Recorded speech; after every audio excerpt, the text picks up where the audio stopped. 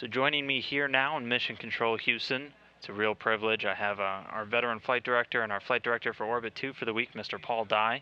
This is his final week as a flight director here at NASA. Paul, first off, I really want to thank you coming on and talking to me for a little bit, sharing all your experiences with me today. Sure, Dan. It's great. So I want to jump right in. How's this last week felt? I mean, you're a flight director, you're a very integral part of the human space flight program. How has this last week felt so far? Well, it's actually been quite fun. I was afraid that it was going to be a little bit sadder than it has been, but the truth is that I've been very, very privileged to fly spacecraft for the United States for many, many years, and flew the entire shuttle program. And now finishing up with the station, and I did station as well, but finishing up dedicated to station the past year and a half has really been fun because I've been able to work with a lot of young folks and pass on a lot of the things that were passed on to me by the early Apollo veterans. And so the week hasn't been as sad as I thought it might be. It's actually been a lot of fun to just to work with the flight controllers again. And we've been keeping it pretty light. We've been having the good full dress codes this week. As you can see, today was Vest Day. We had an Apollo Day yesterday, which is really cool. We had a white shirt and skinny black tie day yesterday, just to remind people of where we come from and think about the history. And let's jump into your history really quick. Now, you started here as a student in the cooperative That's program. right. I came here as a student from the University of Minnesota back in my, I guess it was my junior year of college, after my junior year of college, and didn't know what I was going to be doing. But it turned out that that the operations group had seen my resume, and I'd been flying. I was a commercial pilot when I was young, and I'd been in the diving business when I was young in college. And they said, "Hey, here's a guy who knows operations, real-time operations. Let's snap him up." And so I came here as a flight controller and worked on some of the very earliest shuttle missions, and moved on to being a senior flight controller pretty quickly, and then was a flight controller for about a dozen years before I was selected as a flight director in 1993. And tell me a little bit about your experience as a flight controller. Now, when you are the flight director, you're overseeing every flight controller. You are the flight controller. You're the hive brain. That's right. you. Yeah. How did your experience as just one of the flight controllers here in the room? How did that really help you get to where you were? There probably isn't any better leadership school than Mission Control here in the front room. And that's not just for flight directors, it's flight controllers as well, because every front room flight controller has a back room of flight controllers that supports them. And so you have to lead your back room. You have to learn to trust your back room, just as the flight director needs to learn to trust his front room flight controllers. You learn how the business works. When we get selected as a flight director, we're given basically a year of training. And people say, well, golly, you learn to be a flight controller and you learn to be a flight director in a year. And I said, no, I learned to be a flight director in 12 years as a flight controller, watching how flight directors worked and learning the spacecraft systems, not just learning the systems I was responsible for, but learning everybody else's systems. And that's what made me qualified, like other flight directors, to be a flight director. We were looking outside of our own responsibilities to really look at the big picture. So really being part of a team and eventually leading the team. You've got to be part of the team. I always joke around with flight controllers. It's not really a joke, but it's a thought experiment when I'm talking with FICR front room flight controllers in training, and I tell them that sometime we're going to do a simulation where just before we start the sim, I'm going to make everybody in the room switch consoles. And the idea behind that thought experiment is to get them to think about what would terrify them the most, what console would terrify them the most. And I ask them that, and then I say, well, that's what you need to go study. I assume that if you've made it to the front room, you're already an expert on your own systems. What you need to learn is how to interface with everybody else. And that's what's really valuable. Now let's jump right into, you made it as a flight director. Now your very first mission, STS-63. That was a hallmark mission, really, in U.S.-Russian relations. That was the space shuttle, did a fly around and a rendezvous with Mir.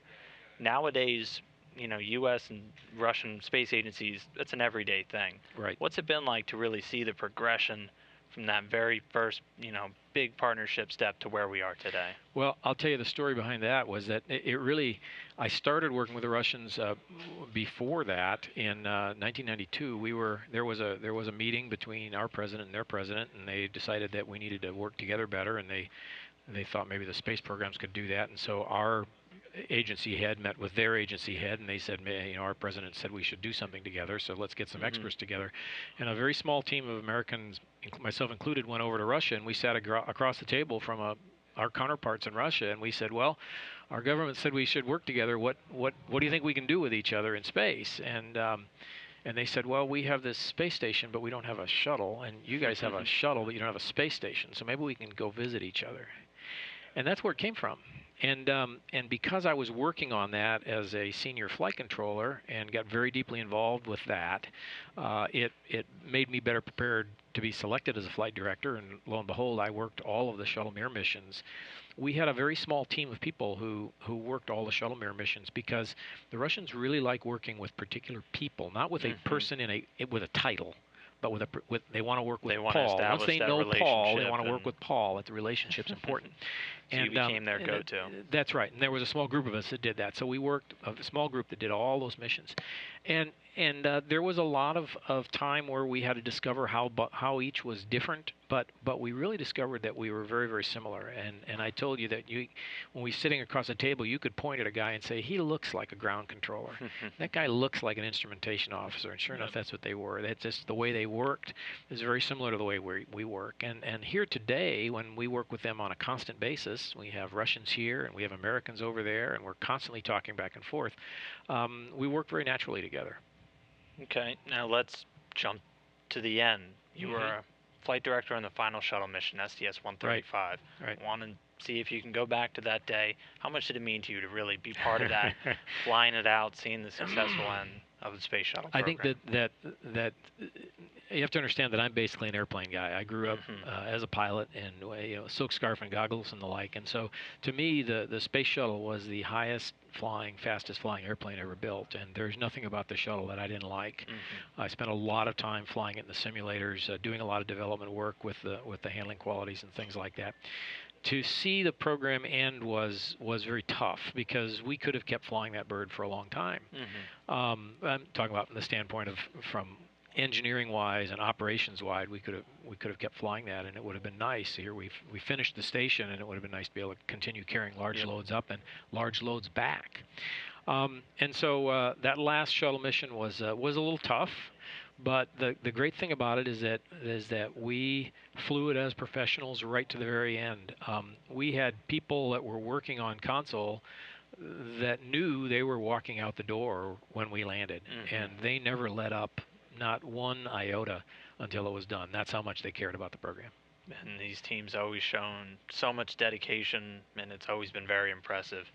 Now, before you were talking to me, flight directors think fast. Right. You describe that again, because that was very cool. I think one of the hallmarks of flight directors, either by selection or by training, is that we tend to think very, very fast. We think of contingencies, and we think of multiple paths and multiple contingencies. And before we make a decision, we've probably gone very quickly through our mind of, if I do this, I can get this. If I do this, I go this. And if this happens, and this happens, and this happens, and that sometimes isn't apparent to other people. They just see us go, okay, we're going to do this. And then they ask us, well, have you thought about that? Have you thought about this? Have you thought? Yes, I've thought about all that stuff, and I know that this is what I want to do. And that's probably one of the hallmarks of most of the people who've sat in the center seat here. So for all the flight controllers in this room that are maybe aspiring to someday become flight director and sit in your seat, what kind of what advice would you give them? They've got to get outside of their own systems. They've got to think the big picture. They need to constantly be thinking about how they serve the overall mission.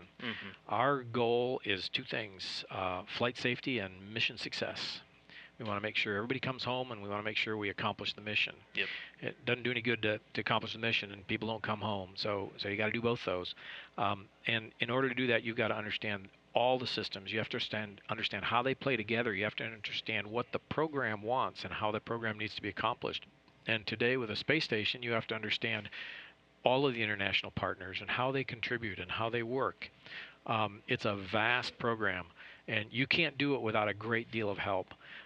We sometimes describe flight directors as the conductor of an orchestra. I am not a virtuoso on every instrument. I may be able to make noise with most of the instruments, and one or two of them I can probably play fairly well.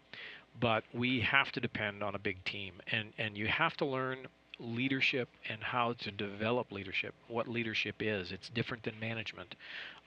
Leadership is about inspiration. It's about inspiring people to a vision.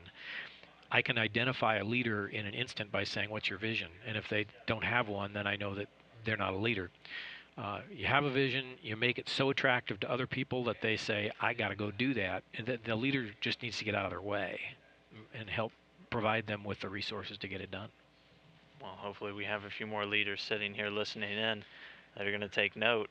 I Well, think we will. as your as your time as a flight director is coming to an end, is there anything you're really going to remember from all the time you spent in this room flying the shuttle? Is there anything that's really going to stand out? You know, people ask me that all the time, and the fundamental answer is I have had so many incredible moments doing what I've been allowed to do for 33 years that it's impossible to pick them out. It would be like choosing between which is your favorite child. We've just had so many incredible moments from beginning to end, and sometimes you stop and you go, "Wow, I can't believe I've been allowed to do that." People who are really enamored by space and aeronautics and the like, but haven't been given a chance to work here, would probably give just about anything to be involved, to have been involved in some minor way with one shuttle mission. I flew 39 missions as a shuttle flight director, 9 of those as the lead. How can I possibly complain about anything? Everyone was a highlight. Well, it sounds like you certainly will be walking away with, just as much as you put in, I hope. Oh yeah, it's been an incredible experience. Any big plans for afterwards? Anything exciting you're looking Well, forward to? I've always been an airplane guy, and I'm going to continue being an airplane guy. I'm pretty deeply involved in experimental aviation, flying and building airplanes, and helping to test airplanes and work on designs. I'm an advisor with the Experimental Aircraft Association. I'm big into operations and safe flight testing and things like that. So we have a lot of things to work on in that area, and flying is wonderful. All right. Well, best of luck with that. Stay safe in the air. You certainly have a lot of experience with flying safe, so I have no doubt you'll continue to carry that on. Okay. Thank you very much. Really want to thank you real quick, Paul, so much. It's been a real privilege.